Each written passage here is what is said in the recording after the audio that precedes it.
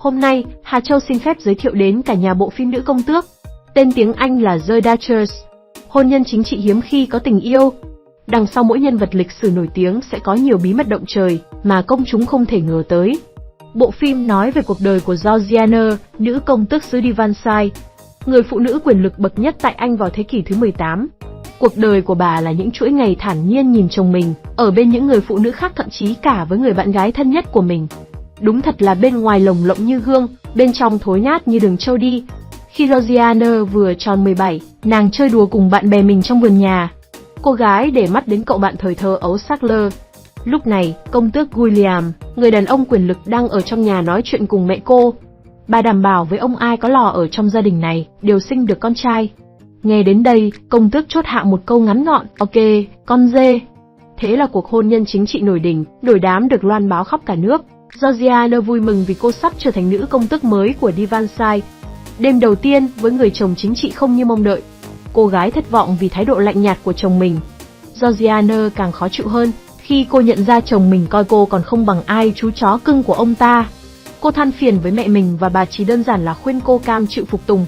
Một hôm, cô phát hiện ra người chồng không chỉ lãnh đạm với cô, anh ta còn ngang nhiên qua lại với những người hầu gái trong nhà như một lẽ tất nhiên. Mặc dù kinh hoàng vì điều này, nhưng Georgiana không có đủ can đảm để phản đối việc làm sai trái của người đàn ông quyền lực đó. Thời gian trôi qua, cô gái xinh đẹp dần nhận ra chồng nàng chỉ coi nàng như một chiếc máy đẻ không hơn không kém. William chỉ muốn cô sinh cho anh ta một cậu con trai để làm người thừa kế. Điều này được xác nhận khi anh ta mang từ bên ngoài về một đứa con gái ngoài giá thú và giao cho Georgiana nuôi dưỡng. Dù bị tổn thương, nhưng cô vẫn chấp nhận chăm sóc cô bé con xinh xắn này như con gái ruột của mình. Cuối cùng, Georgiana cũng mang thai đứa con của công tước. Cả nước mong ngóng vào cái bụng của bà công tước. Nhưng ông trời không thương người hiền, ngày cô ấy lâm bồn, công tước háo hức và phấn khích bao nhiêu, thì sau khi nghe tin Georgiana đã sinh ra một bé gái, William thất vọng và lạnh lùng khắc nghiệt bấy nhiêu. Thậm chí, ông không thèm ôm đứa con gái mới sinh của mình dù chỉ một giây. 6 năm sau, Georgiana lại sinh thêm một cô con gái. Công tước lúc này đã nổi như cồn với biệt danh máy khâu ba con bướm. Thực nực cười, ông thà ngồi chung xe với hai chú chó đực còn hơn là phải ngồi chung với ba cô con gái. Dù gia đình không hạnh phúc, nữ công tước vẫn là một biểu tượng thời trang thời bấy giờ. Bà luôn rạng rỡ mỗi khi xuất hiện trước công chúng. Chồng bà lần này lại để mắt đến một người phụ nữ khác. Nữ công tước quyết định tiếp cận cô gái. Đó là Bess, một phụ nữ bị chồng ruồng bỏ và đánh đập. Chồng cô ấy không chỉ ham mê các cô gái khác, ông còn ngăn cấm không cho Bess được gặp con mình. Bess hiện đang sống một mình và rất túng thiếu. Khi trò chuyện cùng Bess, Georgiana dần nảy sinh tình bạn và sự đồng cảm với hoàn cảnh của cô. Georgiana mời Bess đến ở cùng mình, và sau đó họ rơi vào tình huống khó xử khi cả hai người phụ nữ đều biết rằng William muốn Bess, nhưng họ lờ đi. Một hôm, Georgiana gặp lại người bạn cũ Sackler. Anh ấy cũng đang hoạt động chính trị. Georgiana đã hỗ trợ anh với tư cách là nữ công tước. Một buổi tối, sau khi trở về nhà, Georgiana bắt gặp William đang đốt lò nướng khoai cùng cô bạn tâm giao. Lần đầu tiên sau khi kết hôn, Georgiana đã kịch liệt phản đối chồng mình. Anh có thể ở cùng bất cứ ai, ngoại trừ cô ấy. Đó là người bạn duy nhất của em.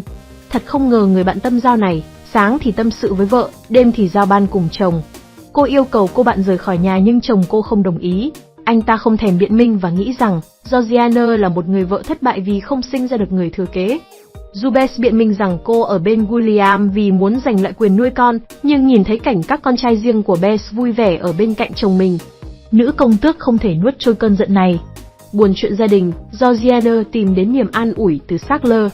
Kỳ lạ là nữ công tước tử tế đến mức cô đến thông báo với chồng rằng cô đồng ý cho chồng ăn chả cùng cô bạn và cô ấy cũng sẽ vui vẻ ăn nem cùng Sackler. William cảm thấy bị xúc phạm dữ dội, cơm nguội không buồn ăn nhưng anh quyết không cho thằng khác đụng vào. Trong cơn tức giận, ngài công tước đã dùng cây gậy của mình để trừng phạt bà công tước và trớ trêu thay, kết cục của hành động cục cằn này lại là một đứa con trai bụ bẫm ra đời. Cơ mặt của ngài công tước giãn ra và mỉm cười mãn nguyện vì đã có được người thừa kế. Sau khi hoàn thành trách nhiệm của mình, bà công tước lại đổ đốn ra, bà quay ra công khai ngoại tình với anh bạn Sackler để trả thù chồng.